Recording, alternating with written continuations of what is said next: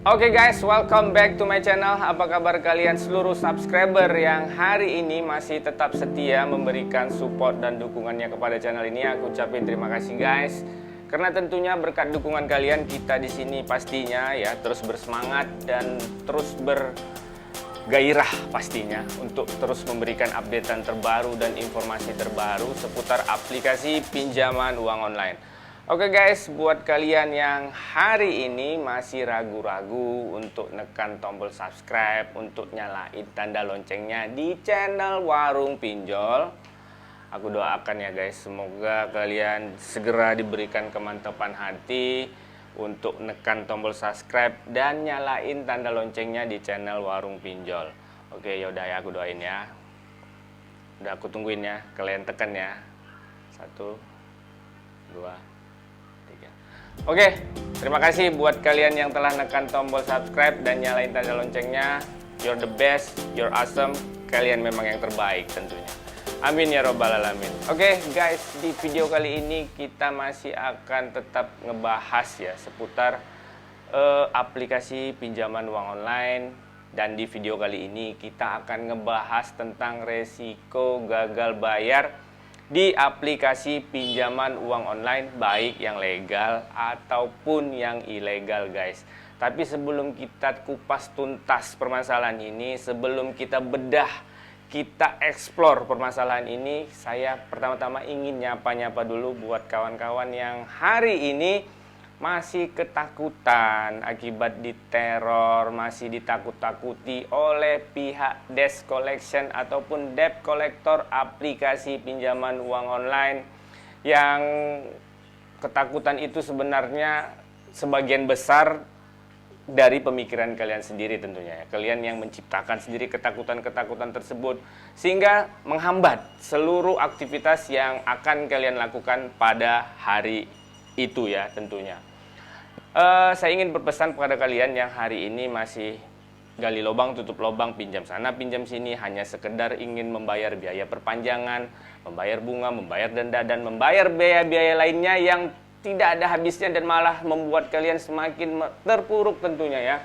Di seputaran aplikasi pinjaman uang online, aku ucapin, maksudnya aku ucapin sih, aku saranin kepada kalian untuk segera berhenti dari metode dan pola-pola tersebut. Karena itu tidak akan menyelesaikan permasalahan kalian.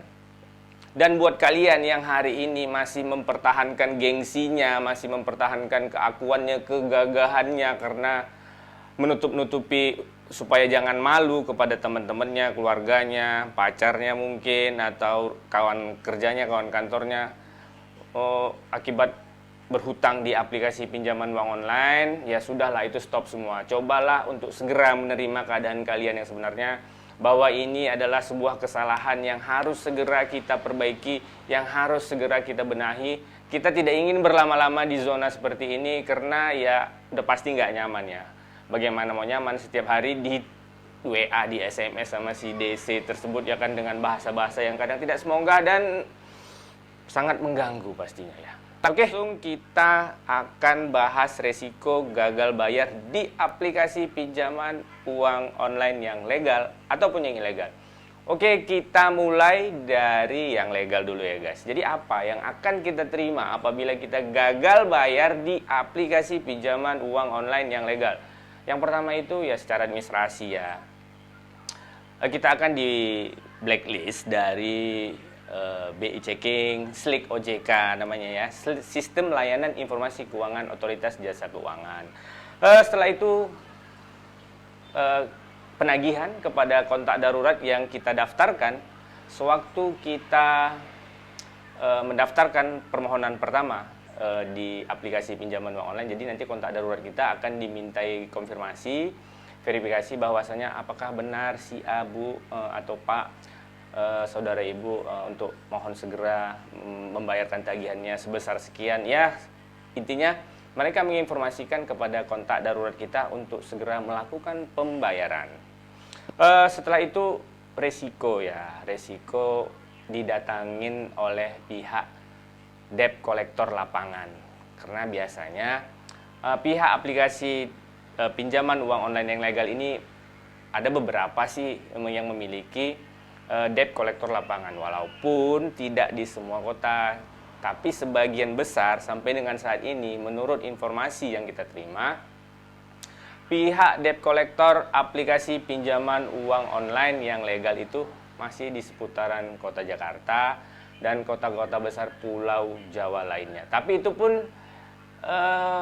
frekuensi mendatangi nasabah yang gagal bayar itu masih sangat kecil ya, masih sangat kecil dan jarang terjadi, hanya sangat beberapa gitu.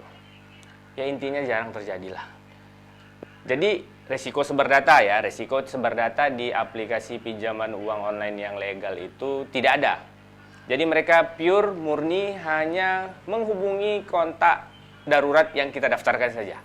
Itu dia tadi ya, resiko gagal bayar di aplikasi pinjaman uang online yang legal. Jadi apabila kalian mengalami hal-hal yang bersifat teror, intimidasi, fitnah, ancaman tentunya, dan itu dilakukan oleh pihak aplikasi pinjaman uang online yang ilegal, kalian jangan sungkan dan jangan malu-malu lagi untuk segera buat aja laporan kepada pihak kepolisian terdekat atau melalui layanan WhatsApp OJK juga sudah banyak ya di 157 itu langsung sifatnya gampang lah, direct dia sifatnya.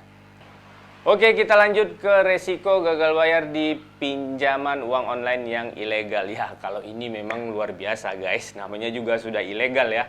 Jadi memang konsekuensinya sangat tinggi dan membutuhkan mental lebih dan mental yang harus benar-benar teruji, terarah dan terukur tentunya untuk bisa melewati fase-fase penagihan yang dilakukan oleh pihak aplikasi pinjol ilegal. Oke, risiko pertama yang akan kita terima dari pinjol ilegal ini adalah penagihan yang kasar guys. Penagihan yang kasar yaitu berbentuk penekanan bahasa, mungkin juga ada makian, intimidasi juga ada terkandung di dalamnya. Pokoknya intinya, kalau kalian saat itu tidak benar-benar memiliki mental dan pengetahuan yang cukup untuk menghadapi si debt collector, mungkin kalian pasti akan ketakutan guys. Pasti, karena itu sesuai dengan pengalaman pribadi saya ya, sekitar 2 tahunan yang lalu. Ya seperti itu, ketakutan. Karena apa? Karena memang belum cukupnya pengetahuan dan ilmu kita di seputar aplikasi pinjaman uang online ini. Itu tadi yang pertama, penagihan yang kasar.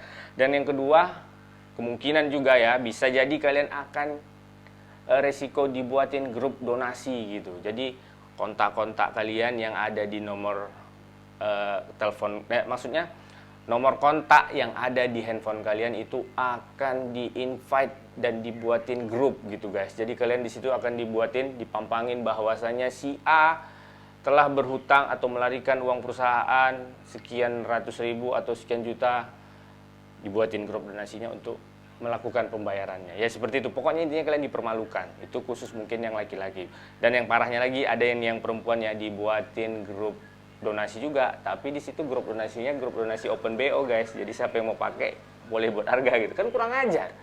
Itu memang tindak tanduk DC yang memang sangat kurang ajar dan nggak berakhlak ibaratnya kayak kalau saat ini sangat tidak berakhlak dan sangat tidak manusiawi dan tidak terpuji pastinya. Nggak NKRI banget gitu. Jadi itu dia tadi ya. Terus sebar data sudah pasti ya. Sebar data, mereka akan melakukan SMS blast atau WA blast ke seluruh kontak handphone yang telah disadap oleh mereka. Jadi mereka akan mempermalukan kalian, akan menjatuhkan harga diri kalian, dan bahkan mungkin akan buat berita yang enggak di seluruh kontak handphone kalian. Jadi memang itulah konsekuensi yang akan kita terima apabila kita gagal bayar di aplikasi pinjol yang ilegal. Akan tetapi sampai dengan saat ini aplikasi pinjaman uang online yang ilegal tidak memiliki debt collector lapangan. Ya itu sudah pasti. Nggak mungkin mereka udah maki-maki kita, udah fitnah kita dan lain sebagainya, tiba-tiba debt collector yang pinjol ilegal datang ke rumah kita. Oh, langsung aja kita panggil aja pihak yang berwajib, pihak yang berwenang, kita tangkepin aja guys, ya kan, ngapain lagi bertele-tele kan, sikat terus ya kan. Oke, Ya, jadi memang resiko gagal bayar di aplikasi pinjaman uang online yang ilegal ini memang sedikit ekstrim ya. Jadi memang dibutuhkan mental khusus, pemikiran khusus dan sikap yang khusus agar kita mampu untuk melewati fase-fase tersebut. Yang pasti kuncinya memang kita harus terbuka kepada teman-teman dekat kita, keluarga kita, orang tua kita ataupun yang saudara-saudara terdekat. Agar apa? Agar itu adalah kunci awal. Jangan disembunyi-sembunyikan, apalagi gara-gara itu kan untuk menutupin supaya takut ketahuan punya hutang atau malu berhutang, pinjam sana pinjam sini untuk nutupin yang ini, ya makin kacau lah gitu kan. Jadi kacau pokoknya. Jadi kita memang nggak menentu kehidupan kita gara-gara itu. Jadi nggak ada gunanya. Jadi memang harus terbuka. Kalau memang belum punya uang, udah stop bayar dulu. Jangan gali lubang tutup lubang. Jangan mau gagah-gagahan, nggak ada gunanya. Yang ada kalian akan hancur pastinya. Ya udah deh. Jadi intinya di saat kita gagal bayar, seperti di video-video yang saya selanjutnya sudah berulang kali saya katakan, kita harus tetap tenang, berpikir positif.